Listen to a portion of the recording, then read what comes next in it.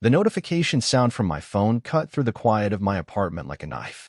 I glanced at the screen, expecting another work email or spam message, but instead saw Jake's name lighting up my lock screen. My heart did that stupid little flutter it always did when he texted me, even though I'd trained myself over the years to expect nothing more than friendship from him. "Hey man, can I crash at your place tonight? Long story, but I really need somewhere to stay." I stared at the message for a moment, my thumb hovering over the keyboard. Jake had never asked to stay over before, not in all the years we'd been friends. We'd known each other since college, bonded over late-night study sessions and a shared love of obscure indie films that nobody else seemed to appreciate.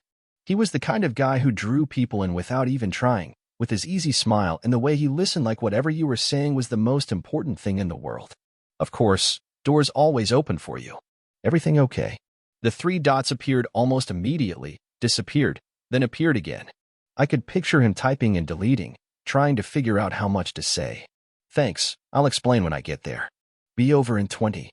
I set my phone down and looked around my apartment with fresh eyes, suddenly conscious of the pizza box on the coffee table and the pile of laundry I'd been meaning to fold for 3 days.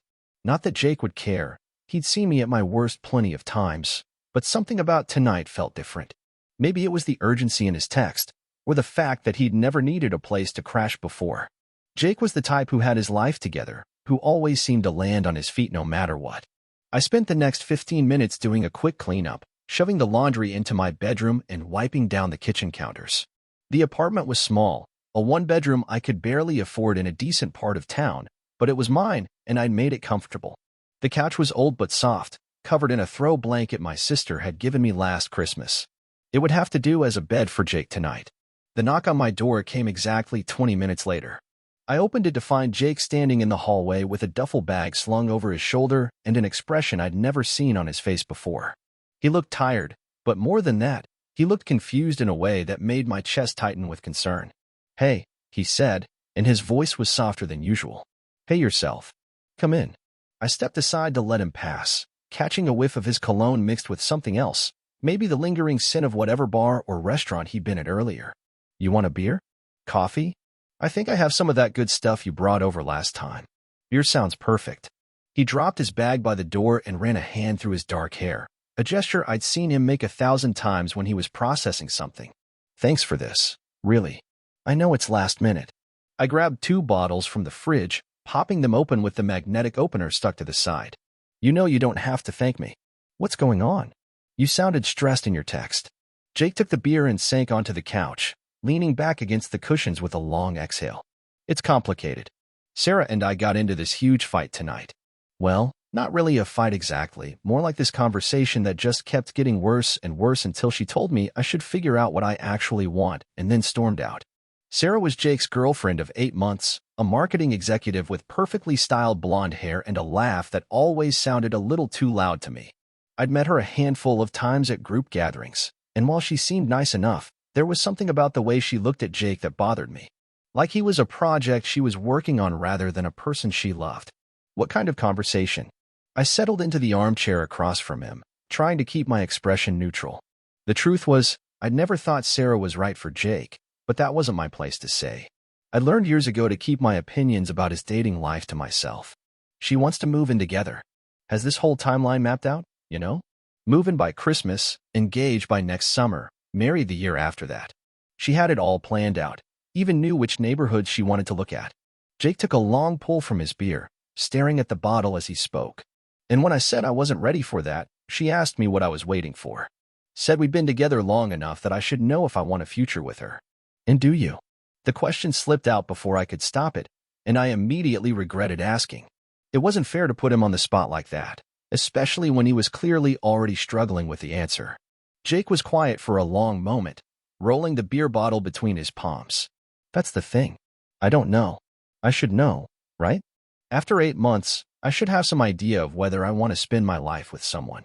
But every time I try to picture it, the whole domestic thing, coming home to the same person every day, planning vacations together, arguing about whose turn it is to do the dishes." He trailed off, shaking his head. "It just feels wrong somehow. Maybe you're just not ready for that level of commitment yet. There's nothing wrong with taking things slow. But it's not just Sarah."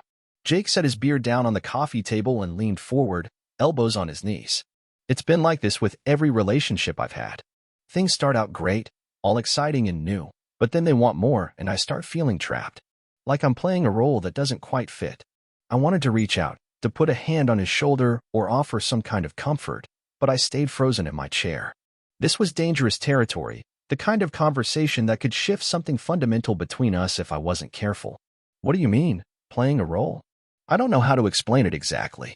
It's like there's this script I'm supposed to follow, you know? Meet a girl, date her, fall in love, move in together, get married, have kids.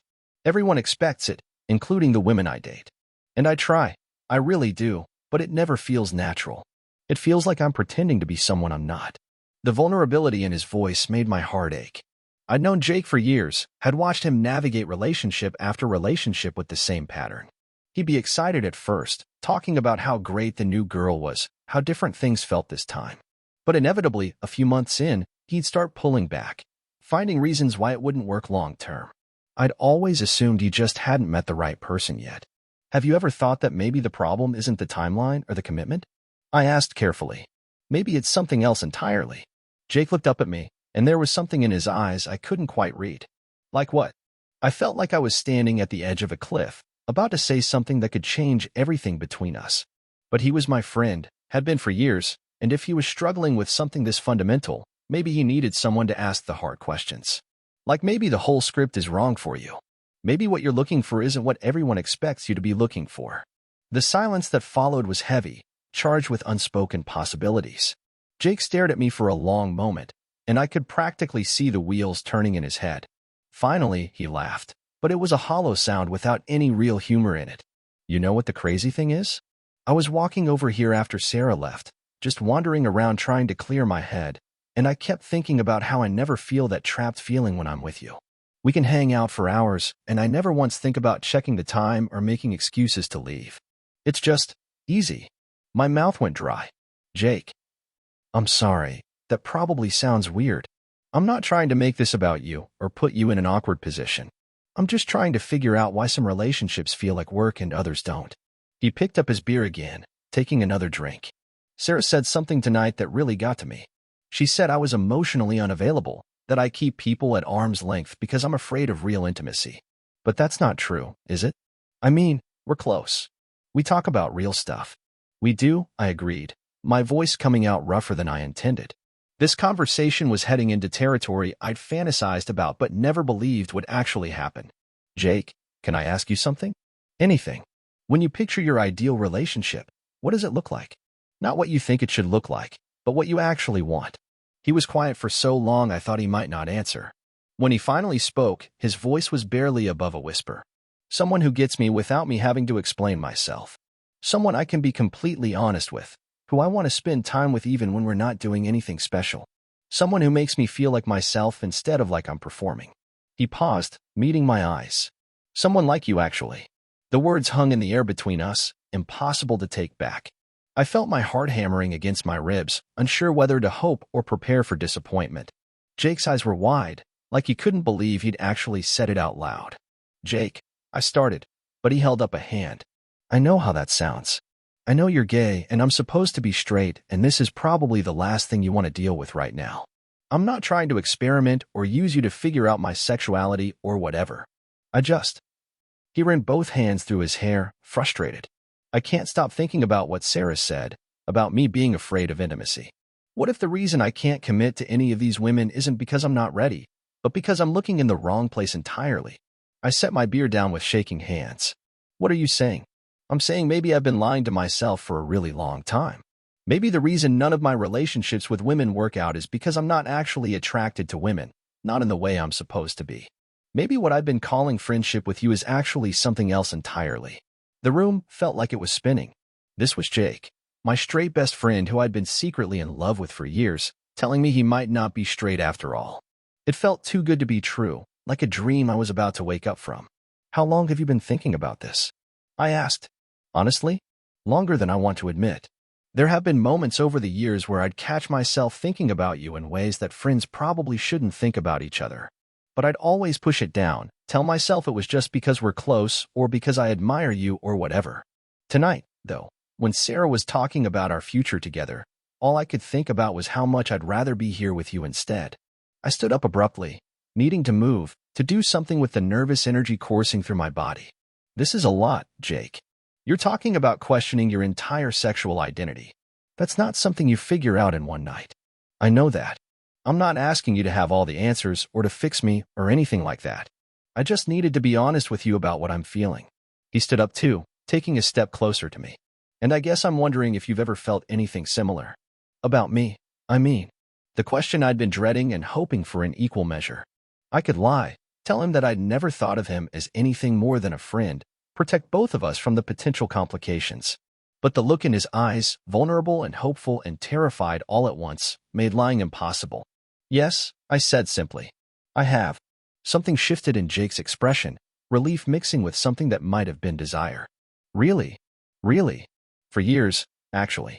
But you were straight, or I thought you were, so I never said anything. I didn't want to make things weird between us or lose your friendship. You wouldn't lose my friendship. You couldn't. He took another step closer, close enough that I could smell his cologne again, could see the flecks of gold in his brown eyes. Can I ask you something else? I nodded, not trusting my voice. What would happen if I kissed you right now? The question sent electricity shooting through my entire body. I'd imagined this moment so many times, but the reality was overwhelming in a way I hadn't expected. Jake was looking at me like I was something precious, something he was afraid he might break if he moved too fast. I don't know, I said honestly, but I'd like to find out. He reached up slowly, giving me plenty of time to pull away, and cupped my face in his hands.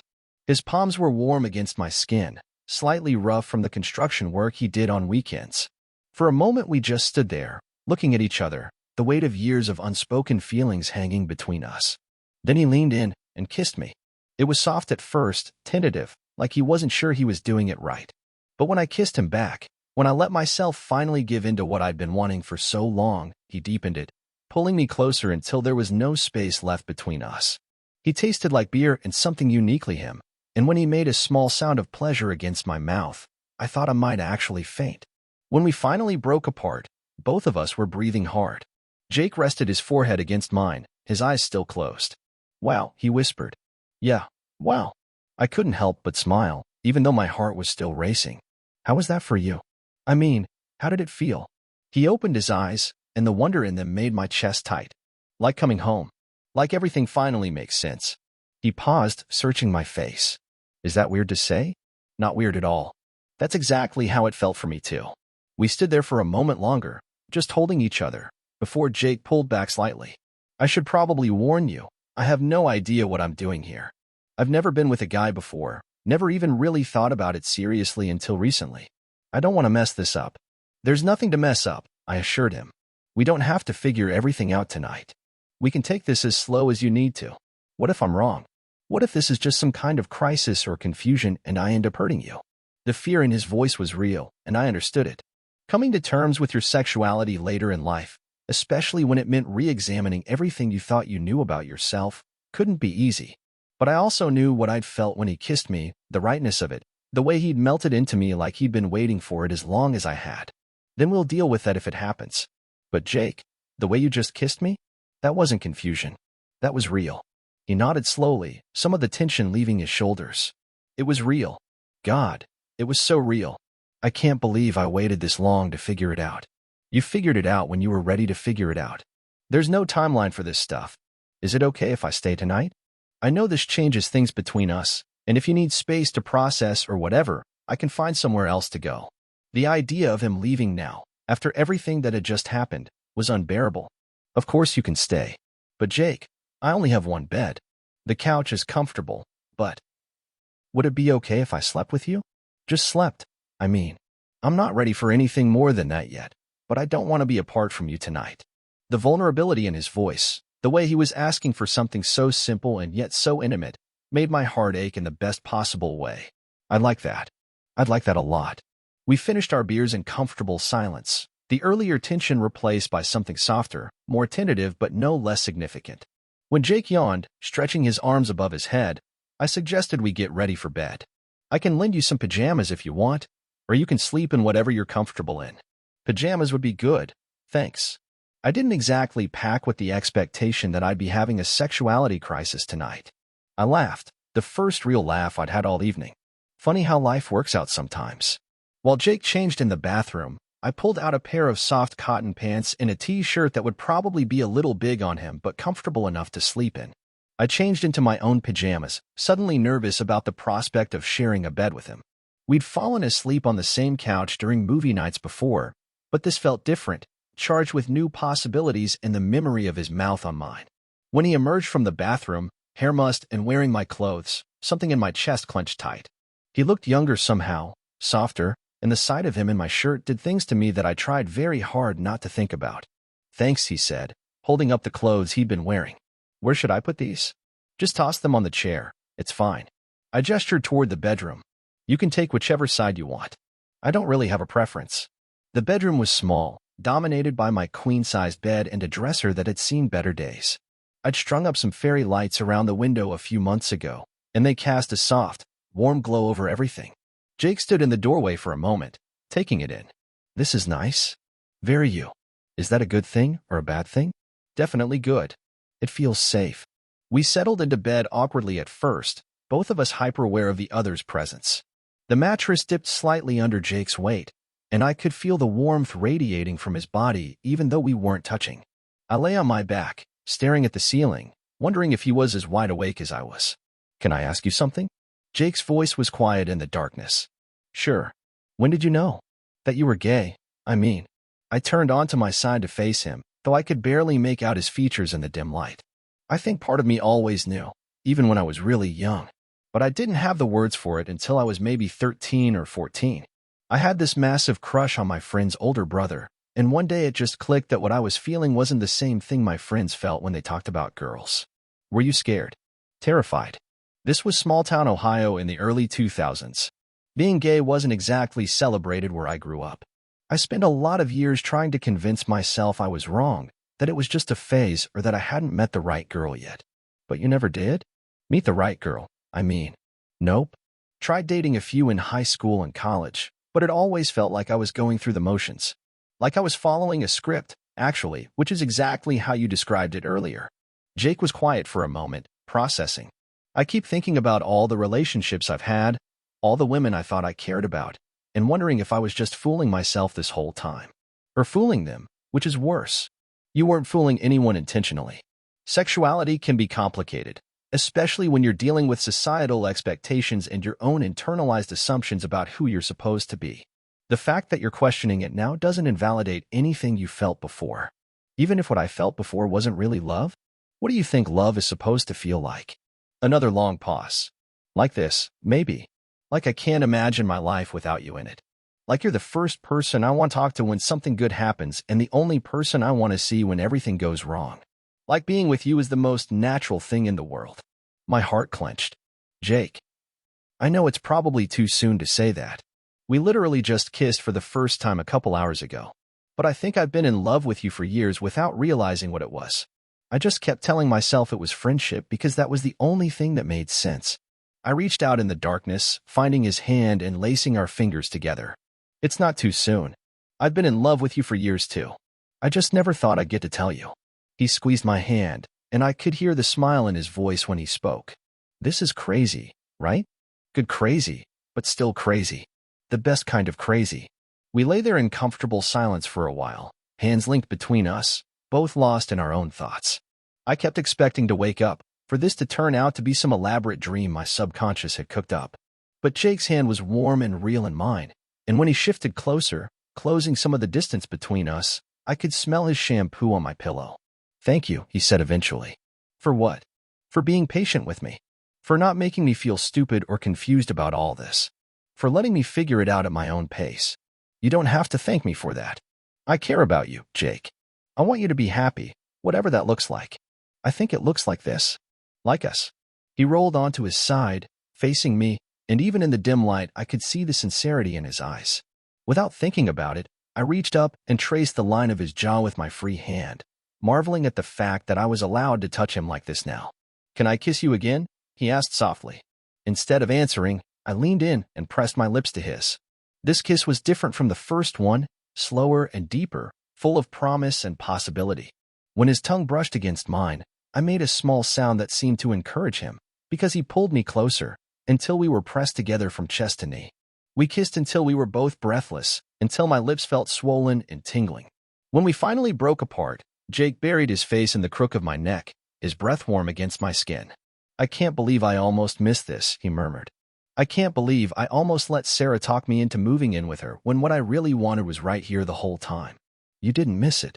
We're here now. We're here now," he repeated, like he was testing the words out. God, I love the sound of that. I woke up the next morning to sunlight streaming through my bedroom window and the unfamiliar but wonderful sensation of someone else in my bed. Jake was still asleep, curled on his side facing me, one arm thrown across my waist. His hair was sticking up in every direction, and there was a crease on his cheek from the pillowcase. He looked peaceful in a way I'd rarely seen him, like some tension he'd been carrying for years had finally been released. I lay still for a few minutes, not wanting to wake him, just enjoying the moment. This was something I'd dreamed about countless times, but the reality was better than any fantasy. Jake in my bed, in my clothes, his breathing slow, and even as he slept. Eventually, though, nature called, and I carefully extracted myself from his embrace, trying not to disturb him. I padded to the bathroom, splashed water on my face, and tried to process everything that had happened the night before. Jake questioning his sexuality, that incredible kiss, the confession that we'd both been in love for years without realizing it. It felt too good to be true, but the evidence was right there in my bedroom, sleeping peacefully in my favorite t-shirt. When I came back, Jake was awake, sitting up against the headboard and rubbing his eyes. He smiled when he saw me, and my heart did that stupid flutter thing again. "Morning," he said, his voice rough with sleep. "Morning. How did you sleep?" "Better than I have in months, actually. Your bed is way more comfortable than mine." He paused, looking suddenly uncertain. "How are you feeling about everything?" "About last night, I mean. I know it was a lot." I sat down on the edge of the bed, close enough to touch him but giving him space if he needed it. "I'm feeling good. Really good. A little overwhelmed, maybe, but in the best possible way. How about you? Any regrets in the light of day?" "No regrets. If anything, I'm more sure than I was last night. Waking up next to you felt." He trailed off, searching for the right words. It felt right. Like this is how it's supposed to be. Relief flooded through me. I'd been trying not to worry that he might have second thoughts, but the fear had been there nonetheless. "I'm glad. I was a little nervous you might panic or decide it was all a mistake. The only mistake would be if I let fear keep me from exploring this. From exploring us." He reached for my hand, pulling me closer. "I know I have a lot to figure out still, about my sexuality and what this means for my life going forward. But I know I want to figure it out with you. Are you going to tell people? About us, about questioning your sexuality?" Jake was quiet for a moment, considering. "Eventually, yeah. I'll probably start with my sister. She's always been good about this kind of stuff. And my parents, well, that might take some time. They're not exactly progressive, but they love me. They'll come around." He squeezed my hand. "What about your family? Would they be okay with you dating someone who's still figuring things out?" "My family adores you. They've been not so subtly hinting that I should ask you out for years. My mom is going to be insufferably smug about being right." I grinned at him. "She always said you looked at me like you were interested, but I told her she was imagining things. Your mom is very perceptive. I was interested. I just didn't know how to interpret what I was feeling." He tugged on my hand until I was close enough for him to cup my face. "Can I kiss you good morning?" "You never have to ask," I said, and then his lips were on mine, soft and warm and perfect. We probably would have stayed in bed kissing for another hour if my stomach hadn't chosen that moment to growl loudly, making us both laugh. "I should probably feed you," Jake said. "It's the least I can do after you let me have a sexuality crisis in your living room and then crash in your bed.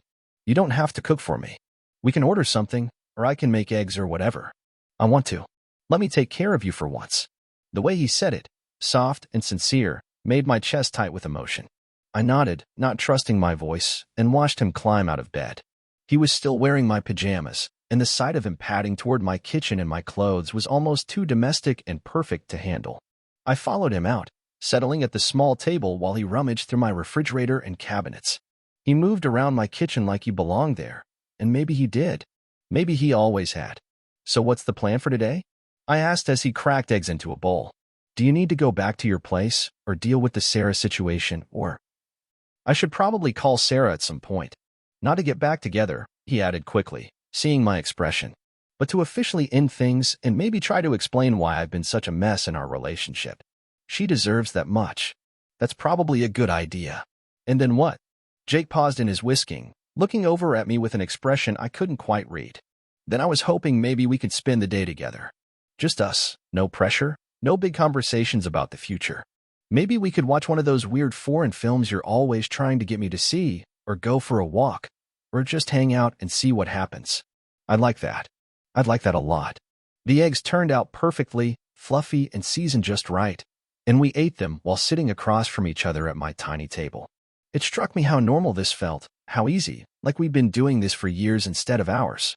Jake kept reaching across the table to touch my hand or brush his fingers against mine, like he was testing the boundaries of this new dynamic between us. After breakfast, while Jake called Sarah, I retreated to my bedroom to give him privacy. I could hear the murmur of his voice through the door, but not the specific words. The conversation seemed to go on for a while, and when he finally emerged, he looked drained but relieved. "How did it go?" I asked. "Better than I expected, actually." She was hurt, obviously, but she said she'd been feeling like something was off between us for a while. She accused me of being emotionally unavailable again, and when I tried to explain that I was just figuring some things out about myself, she said she hoped I'd find whatever I was looking for. He sat down next to me on the couch. I don't think she really understood what I was trying to tell her, but at least it's over. Clean break, no drama. I'm sorry it had to end that way. Even if it was the right thing to do, breakups are never easy. It was the right thing. For both of us. She deserves someone who can love her the way she wants to be loved, and that's not me. It never was going to be me. We spent the rest of the morning curled up on my couch, ostensibly watching a French film I'd been wanting to see, but mostly just talking and touching and getting used to this new version of ourselves. Jake was tactile in a way I hadn't expected, constantly reaching for my hand, or playing with my hair, or finding excuses to be close to me. It was like he was making up for lost time, for all the moments over the years when he'd wanted to touch me but hadn't understood why. Around noon, we decided to go for a walk. It was one of those perfect autumn days, crisp and clear with leaves crunching under our feet. We wandered through the neighborhood, talking about everything and nothing, and I kept having to remind myself that this was real, that Jake was here with me and this wasn't some elaborate fantasy. "Can I ask you something?" Jake said as we paused at a crosswalk. "Always. Last night, when you said you'd been in love with me for years, how did you deal with that? Loving someone you thought you could never have?" I considered the question as we crossed the street. It wasn't easy. There were times when it was really hard, especially when you were dating someone seriously.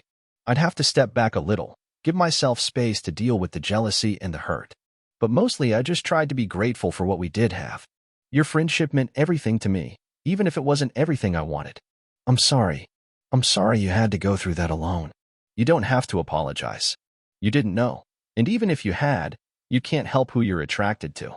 Or who you think you're attracted to, I added with a small smile. Except apparently I was attracted to you this whole time and just didn't recognize it for what it was. Jake stopped walking, turning to face me. I keep thinking about all these moments over the years that make so much more sense now. Like the time you were dating that guy Marcus and I got weirdly jealous and possessive. Or how I always found excuses to touch you, putting my hand on your shoulder or sitting close to you on the couch. Or the way I'd get this weird feeling in my stomach whenever you talked about guys you found attractive. I remember the Marcus thing.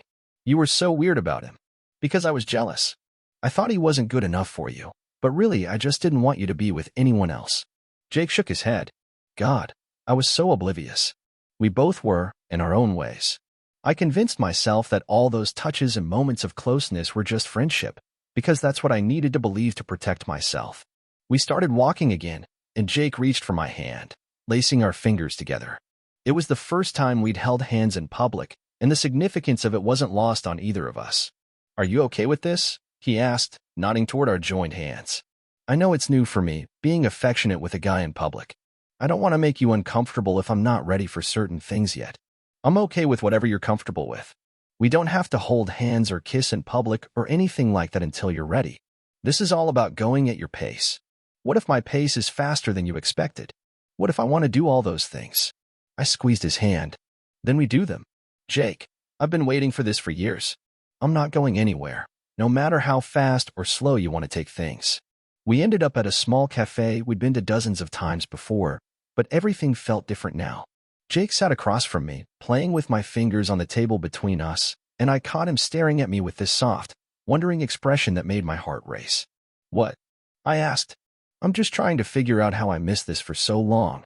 How I didn't realize that what I felt for you is different from what I felt for anyone else. Maybe you weren't ready to see it before. Sometimes we can only recognize things when we're in the right place to handle them. Maybe. Or maybe I was just scared. Being attracted to women was safe, expected. Being attracted to you." He trailed off, shaking his head. "It would have changed everything. It is changing everything. Good change, though. The best change." He lifted my hand to his lips, pressing a soft kiss to my knuckles. "I love you. I know I said it last night, but I want to say it again in the daylight, when we're both fully awake and sure about what we're doing. I love you." The words hit me like a physical force, even though I'd heard them before. "I love you too. So much." We sat there for a moment, just looking at each other, and I felt like the luckiest person in the world. After years of unrequited love, of watching Jake date other people and wondering what it would be like if he could see me the way I saw him, here we were, together, in love, figuring it out as we went.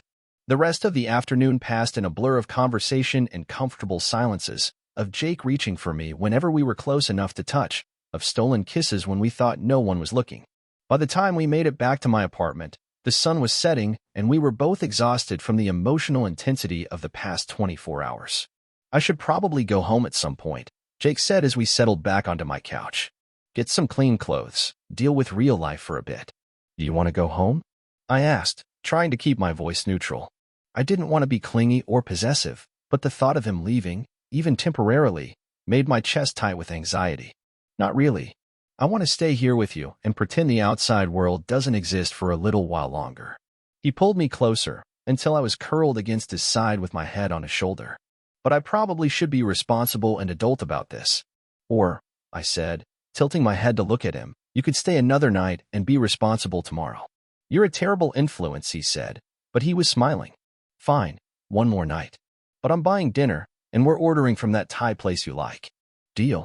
We ordered way too much food and ate it sitting on the floor of my living room, sharing containers and talking about everything except the elephant in the room, which was what happened next.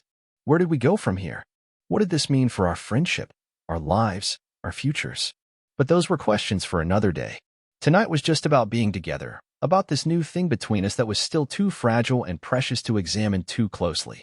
After dinner, we settled back onto the couch to watch a movie, but neither of us was really paying attention to the screen. Jake kept running his fingers through my hair, and I kept tracing patterns on his arm, both of us lost in the simple pleasure of being able to touch each other freely. "Can I tell you something?" Jake said during a particularly quiet moment in the film. I keep waiting for this to feel weird or wrong or like I'm making a mistake, but it doesn't. It just feels like coming home." I turned in his arms so I could see his face. "Is that surprising to you?" "Kind of, yeah. I mean, this is all new territory for me. I thought there'd be more anxiety or confusion or second-guessing. But being with you like this, it's the most natural thing in the world." Maybe that's your answer right there. Maybe when something is right, it doesn't have to feel complicated or scary. Maybe. He leaned down and kissed me, soft and slow and perfect. "I'm really glad I came over last night. Even if it was for all the wrong reasons initially. I'm glad you did too. And they weren't the wrong reasons. You needed a friend, and I was here for you. Everything else that happened was just a bonus. The best bonus." We made it through maybe half the movie before Jake started yawning, and I suggested we head to bed. This time there was no awkwardness or uncertainty. We brushed our teeth side by side at my bathroom sink, Jake using the spare toothbrush I kept for guests, and it struck me how domestic and normal it all felt. In the bedroom, Jake changed into the same pajamas from the night before while I pulled on my own sleepwear.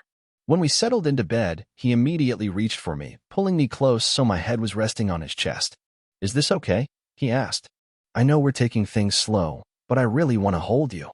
"This is perfect," I assured him, and it was. I could hear his heartbeat under my ear, steady and strong, and feel his fingers combing gently through my hair. "I've been thinking," he said after a few minutes of comfortable silence. "About what?" "About telling people. About us, I mean. I know we just figured this out, and maybe it's too soon to be making announcements, but I don't want to hide this. I don't want to hide how I feel about you." My heart clenched with a mixture of love and fear.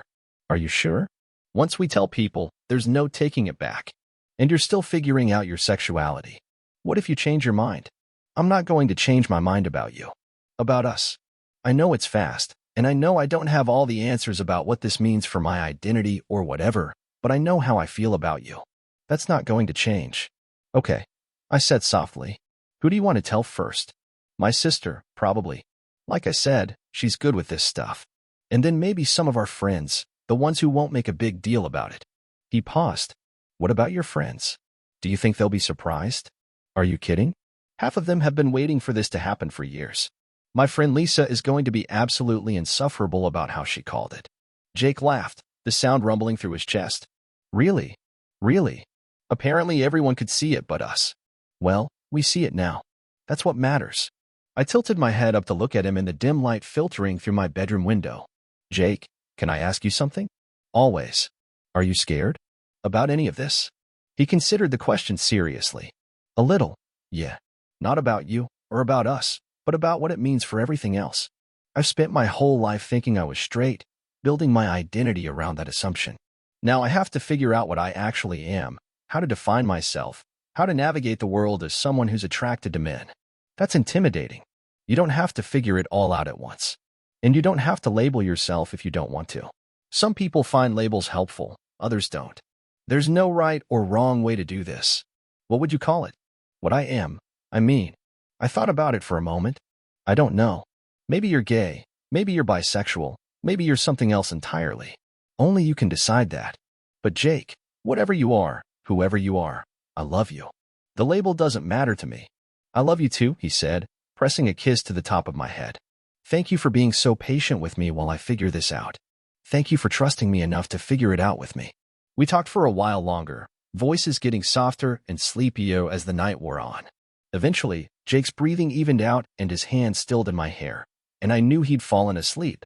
I lay there for a few more minutes, listening to his heartbeat and trying to process everything that had happened in the past 2 days. Less than 48 hours ago, Jake had been my straight best friend who I was hopelessly in love with. Now he was sleeping in my bed, having told me he loved me and wanted to build something real together.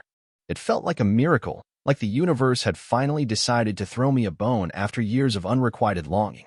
But it also felt fragile, this new thing between us.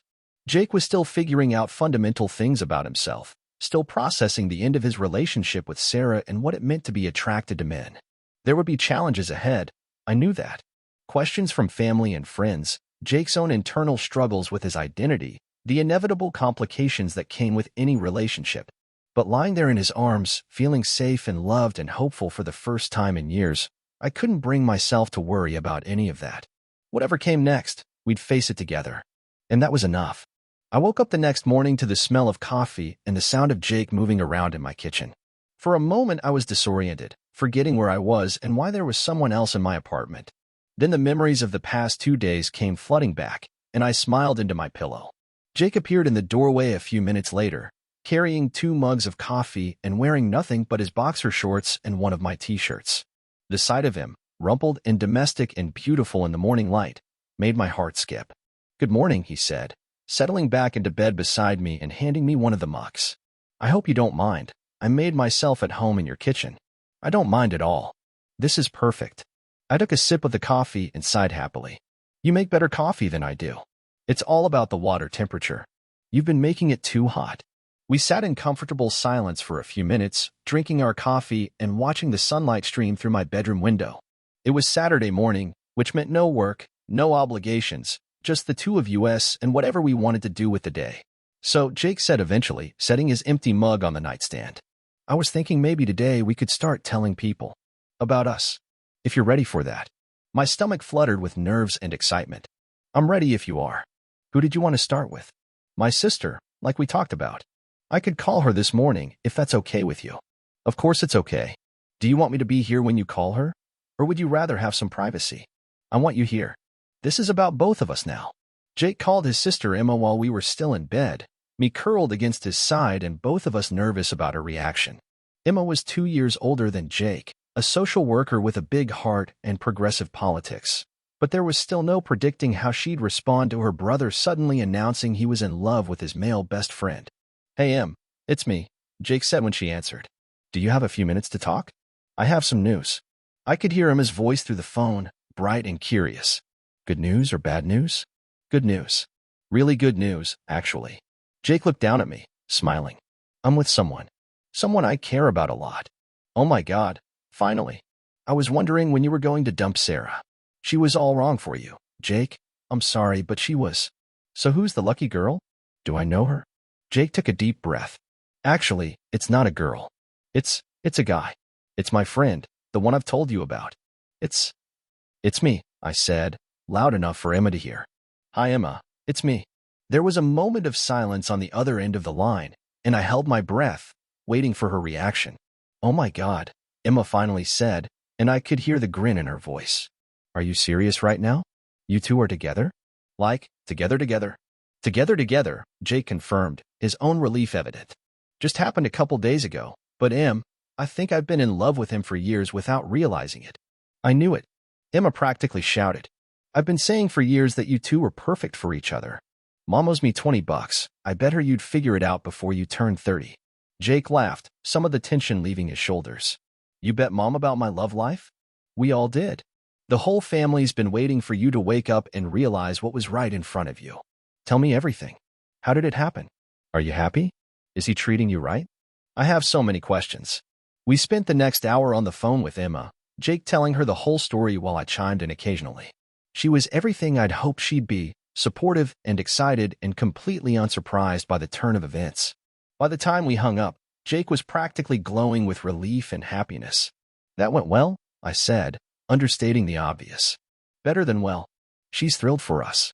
And apparently the whole family saw this coming, which is both embarrassing and kind of wonderful.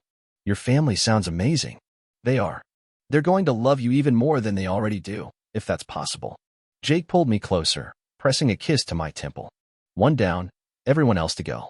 We spent the rest of the morning making calls and sending texts, reaching out to the friends and family members we wanted to hear the news from us directly. The responses were overwhelmingly positive, ranging from surprise to excitement to smug satisfaction from the people who claimed they'd seen it coming all along. My friend Lisa was particularly obnoxious about her vindication. I told you he was into you, she crowed when I called her. I've been saying it for literally years. You owe me dinner at that expensive place downtown. How did you know when I didn't even know? Because I have eyes. The way he looked at you, the way he always found excuses to touch you, the way he got all weird and jealous whenever you dated anyone. It was so obvious to everyone except you two idiots. By afternoon, we talked to most of the important people in our lives, and the response had been universally supportive. Jake's parents were a little surprised but ultimately happy that their son had found someone who made him smile the way I apparently did. My parents were predictably smug about being right all along. I feel like we should celebrate, Jake said as we collapsed back onto my couch, emotionally drained from all the phone calls but giddy with relief. This whole thing has gone so much better than I was afraid it would. What did you have in mind? Dinner somewhere nice? Just the two of us, our first official date as a couple. The word couple sent a thrill through me that I tried not to show too obviously. I'd love that. But Jake, are you sure you're ready to go out in public as a couple? I don't want you to feel pressured. I'm sure. I want to take you on a proper date. I want to hold your hand and maybe kiss you goodnight and do all the things I should have been doing for years if I hadn't been so oblivious. Okay, I said, smiling so hard my cheeks hurt. It's a date. We went to a small Italian restaurant that we'd been to before as friends, but everything felt different now. Jake held my hand across the table, played with my fingers while we waited for our food, and looked at me like I was something precious and wonderful. When the waiter asked if we were celebrating anything special, Jake didn't hesitate. Actually, yes. This is our first official date. The waiter beamed at us. How wonderful. First date, you must be so nervous. Not nervous, Jake said, squeezing my hand. Just happy. After dinner, we walked home slowly, taking the long way and stopping to kiss under streetlights like teenagers. It was cheesy and romantic and perfect, and I kept having to pinch myself to make sure it was real. Thank you, Jake said as we stood outside my apartment building. For what this time? For being patient with me. For giving me time to figure this out. For not giving up on me even when I was too stupid to see what was right in front of me. Jake, you don't have to keep thanking me. I love you. This is what people do when they love each other. I'm still getting used to that. To having someone who loves me the way you do. To being allowed to love you back. He kissed me then, soft and sweet and full of promise, and I thought about how much had changed in just a few days. How Jake had gone from my straight best friend to the love of my life. How he'd gone from hiding our feelings to planning a future together. So what happens now? I asked when we broke apart. Now we go upstairs, and I spend the rest of the night showing you how much I love you. And tomorrow we wake up together and figure out what comes next. I like that plan. Good, Jake said, grinning at me. Because I have a lot of lost time to make up for. We went upstairs together, hand in hand, and I knew that whatever challenges lay ahead, whatever questions Jake still had to answer about his identity and his place in the world, we'd face them together. And that was more than I'd ever dared to hope for. The next few weeks passed in a blur of happiness and adjustment. Jake officially moved some of his things into my apartment, though he kept his own place for now, wanting to take things slowly and make sure we were both comfortable with the pace of our relationship. We fell into an easy routine of shared mornings and evenings, of cooking dinner together and falling asleep in each other's arms. Jake continued to explore his sexuality and identity, reading books and articles, talking to other people who'd come out later in life, trying to understand himself better. Some days were harder than others, when the weight of re-examining his entire sense of self felt overwhelming. But he never wavered in his certainty about us, about what we meant to each other. I might not have all the answers about what I am or how to label myself, he told me one evening as we lay in bed. But I know I love you. I know this is real. That's enough for now. And it was enough. More than enough. After years of unrequited love, of watching Jake with other people and wondering what it would be like to be the one he chose, I had everything I'd ever wanted. We had everything we'd ever wanted, even if it had taken us a while to realize it. The future stretched out ahead of us, full of possibilities and promise. There would be challenges, I knew that. Questions from strangers, moments of doubt, the ongoing process of Jake figuring out his place in the world as a newly out man. But we'd face all of it together, hand in hand, the way we should have been doing all along. Sometimes the best things in life are right in front of you, waiting for the right moment to be seen. Sometimes love is patient and quiet and willing to wait as long as it takes. And sometimes, if you're very lucky, your straight best friend turns out to not be so straight after all.